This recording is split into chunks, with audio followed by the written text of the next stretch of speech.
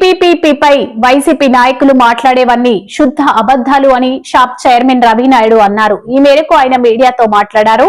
పీపీపీపై YCP నాయకులకు అవగాహన లేదని మండిపడ్డారు. కూటమి ప్రభుత్వం కార్పొరేట్ వైద్యాన్ని పేద ప్రజలకు అందివ్వాలనే ఉద్దేశంతో ఇలా చేస్తుంటే వైసీపీ అడ్డుకోవడం దారుణమని అన్నారు.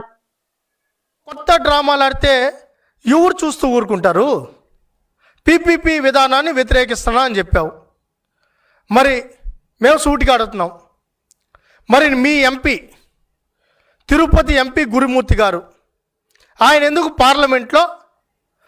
పార్లమెంటు ఏదైతే స్టాండింగ్ కమిటీ ఉందో ఆ కమిటీలో ఎందుకు సంతకం పెట్టాడు?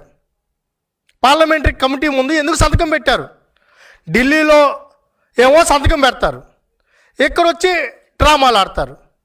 నువ్వు ఒకటి మాట్లాడతావు, మీ ఎమ్మెల్యేలు 11 మంది ఎమ్మెల్యేలు ఒకటి మాట్లాడతారు, మీ ఎమ్మెల్సీలు ఇంకోటి మాట్లాడతారు. మీ ముఖ్య నాయకులు అని చెప్పుకుంటున్న ఎవరైతే ఆ దొంగలు ఉన్నారో నీ చుట్టూరు వాళ్ళందరూ వేరే మాటలు మాట్లాడతారు. అసలు మీ మధ్య సమన్వయం లేదు పీపీపీ మీద. మరి మీ డ్రామాలు ఏంటో మాకైతే అర్థం కావడం లేదు. ఏది ఇదంతా ఏంటి నాటకాలు? ఏం చేయాలనుకుంటున్నారు ఈ రాష్ట్రాన్ని? ఏంటి అంటే రాష్ట్రం అభివృద్ధి చెందుతుంటే మంచి కార్యక్రమాలు జరుగుతుంటే దాన్ని మీరు వ్యతిరేకిస్తూ ముందుకెళ్తారా? పీపీపీ విధానం ఏంటి అంటే దాంట్లో ప్రైవేట్ ఉంటే అది అంతా ప్రైవేటేనా? మళ్ళీ ప్రభుత్వాన్ని ఉంది కదా, మళ్ళీ అది ప్రభుత్వం ఎందుకు కాదు? మేము అడుగుతున్నాం. పీ అన్నాడు, దాంట్లో ప్రైవేటే తీసుకున్నాడు, మరి ప్రభుత్వం లేదా దాంట్లో? పార్ట్నర్షిప్ లేదా దాంట్లో? ఈరోజు స్పష్టంగా గౌరవ ముఖ్యమంత్రి చంద్రబాబు నాయుడు గారు చాలా స్పష్టంగా చెప్పారు, ఇంకా సీట్లు పెరుగుతాయి, 220 మెడికల్ కళాశాల సీట్లు పెడతాయి, మెరుగైన వైద్యం అందుతుంది. ఈరోజు ఎన్టీఆర్ ఆరోగ్యశ్రీ ఉంది, ఎన్టీఆర్ హెల్త్ స్కీమ్ ఉంది. దాంట్లో గతంలో నువ్వే అనేక సందర్భాల్లో చెప్పావు, ఇదేదైతే స్కీమ్ ఉందో బ్రహ్మాండంగా ఉంది, సూపర్గా ఉంది. ఈ రాష్ట్రంలో దానివల్ల ప్రైవేట్ హాస్పిటల్కి వెళ్ళి మంచి ట్రీట్మెంట్ తీసుకుంటున్నారని నువ్వే చెప్తావు. మరి ప్రైవేట్ హాస్పిటల్కి వెళ్ళి మంచి ట్రీట్మెంట్ తీసుకుంటున్నావు, నేను డబ్బిస్తున్నానని చెప్పిన నువ్వు ఈరోజు దాన్ని వక్ర భాష్యం ఎందుకు వాడుతున్నావు? మేము అడుగుతున్నాం సూటిగా, ఎందుకు వక్ర భాష్యం వాడుతున్నావు? అంటే ప్రైవేట్ హాస్పిటల్కి మటుకు ప్రభుత్వం ధనం ఇచ్చు, అది మంచి స్కీము. ఈరోజు పబ్లిక్ ప్రైవేట్ పార్ట్నర్షిప్ మీద దాన్ని మటుకు నువ్వు వ్యతిరేకిస్తావు. ఇది ఎక్కడా? అంటే నీ విధానాలు ఏదైతే ఉన్నాయో, నేను నిన్న తెల్లారితో ఒక టీ తాగడానికి ఒక హోటల్లో ఉన్నా, ఒక నలుగురు మాట్లాడుకుంటున్నారు. ఆ నలుగురు ఏం మాట్లాడుకుంటున్నారంటే ఈ రాష్ట్రం గురించి, కంపెనీలు, ఇండస్ట్రీస్ గురించి మాట్లాడుతూ ఈ జగన్మోహన్ రెడ్డి ఏంటయ్యా ఇట్లా తయారయ్యాడు, పిచ్చా మెంటలా ఏంటో మాకు అర్థం కాలేదు, మంచి ప్రైవేట్ కాలేజీలు కట్టిస్తామంటున్నారు, ఇంకా సీట్లు పెరుగుతుందంటున్నారు, అదేవిధంగా మంచి వైద్యం అందిస్తా అంటున్నారు, ఫ్రీ ట్రీట్మెంట్ ఇప్పిస్తా అంటున్నారు పేదవాళ్ళకి. మరి అదే కదా మనం కోరుకునేది. మరి ఏంది మెంటలా, ఏంటి ఇతని చేష్టలు ఏంటి? మరి మనం బెంగళూరుకి హైదరాబాదు పోయి వైద్యం చేసుకోవాలా? పేదవాడు పోయి అక్కడికెక్కడ పోగలుగుతాడు?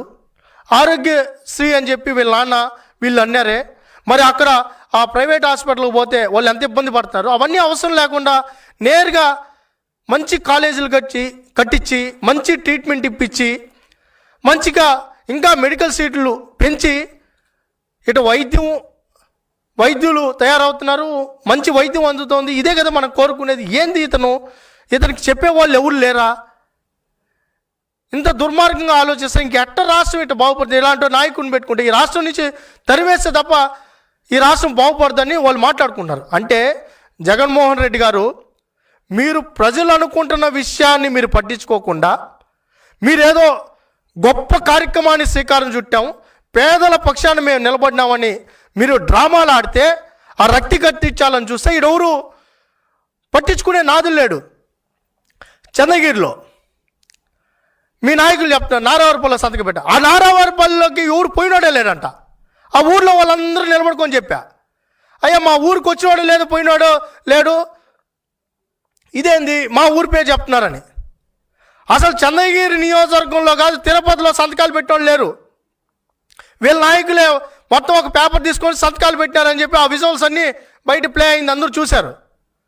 ఏంటి డ్రామాలు? వీళ్ళ నాయకుడు ఎవరో అభినయ్ రెడ్డి అని ఆయన పోయినాడు.